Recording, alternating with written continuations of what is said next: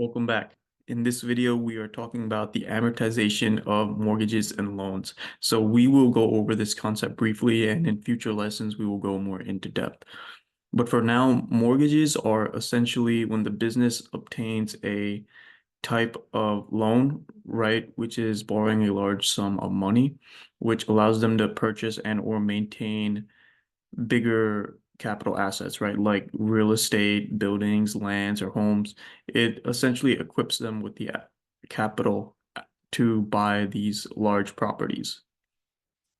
And loans in general are just taken out for working capital, purchasing inventory, buying equipment, scaling, expanding the business, or just funding other business goals in generals that the business may have. So that is more of a generality. It could be used towards really anything for the business.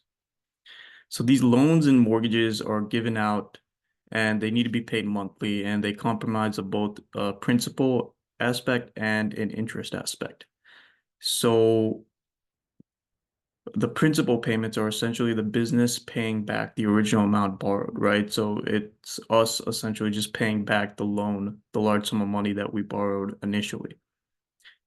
And the interest payments are the cost of borrowing the principal amount over the period of time, which is usually calculated as the percentage of the principal that is remaining.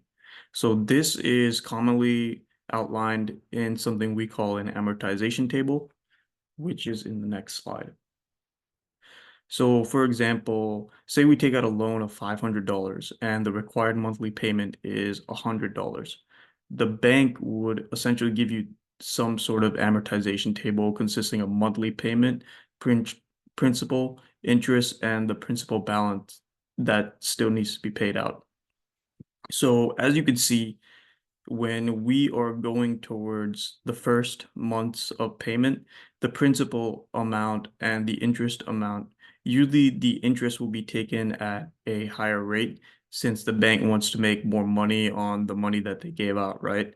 So this will go on, and then eventually it will be a 50, not a 50-50 ratio, but it will lean more towards the interest going down and then more of just the business paying back most, if not all, of the principal amounts. So as you can see in the first month, the principal consists of $83.33, and the interest is $16.67, which adds up to the monthly payment.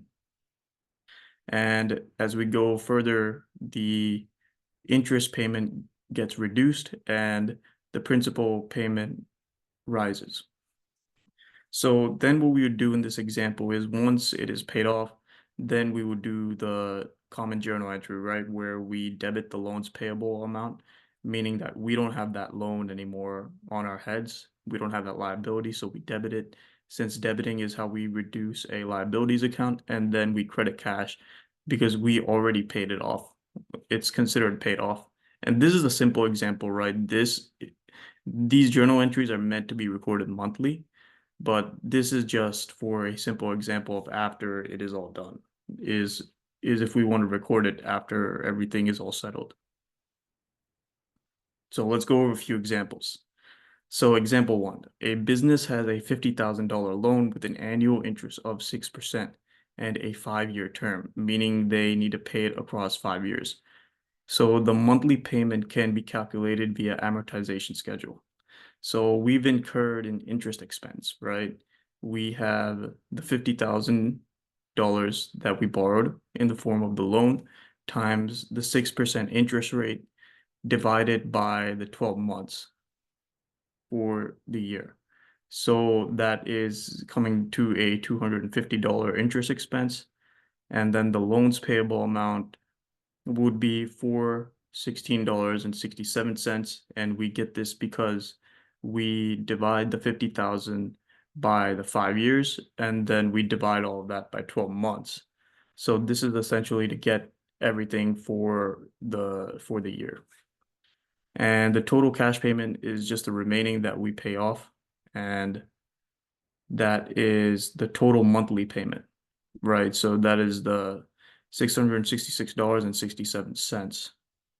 So This is for the first month, this whole journal entry, right? Since we are calculating the loans payable, we're doing the $50,000 divided by the 5 years divided by the 12 months. And same thing with the interest expense allocation. So this is the monthly payment that's going on right now. All right, let's go over the second example. A company has a $200,000 mortgage with an annual 4% interest rate and a 30-year term, right? So mortgages, as we discussed, can be used for real estates, buildings, things along those lines. The monthly payment is calculated via the amortization table provided by the bank.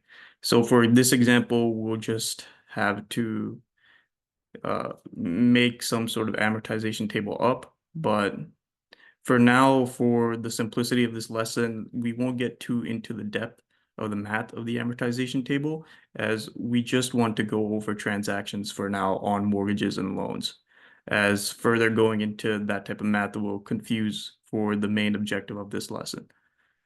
So the journal entry is recorded on September 1st, right? And the interest expense that we've incurred is the $606.67. And we determined that by doing the $200,000 times a 4% interest rate divided by the 12 months so that we can get an accurate gauge of the yearly. And then we do the mortgage payable, and that is from the amortization table. Let's say it is $386.51 for the month, right? That we need to pay off. So then we need to do the total monthly payment in terms of cash of $1,053.18. So these are the types of transactions that we will be dealing with when we do a mortgage or loan transaction. There's usually math involved in terms of getting it down to the monthly payment level for both the interest and the principal amount. And the principal amount is just in the form of loans payable or mortgage payable, right? Because we took the loan and this is just the money that we are paying back because we owe that money back because we took it in the beginning, whereas the interest expense is incurred for the cost of borrowing that money. So that is what goes on in terms of doing the transactions for mortgages and loans. So I hope this is a simple framework for you to go off of. And in the next lesson, we will be going over capital asset depreciation. So thank you for watching, and I look forward to seeing you in the next lesson.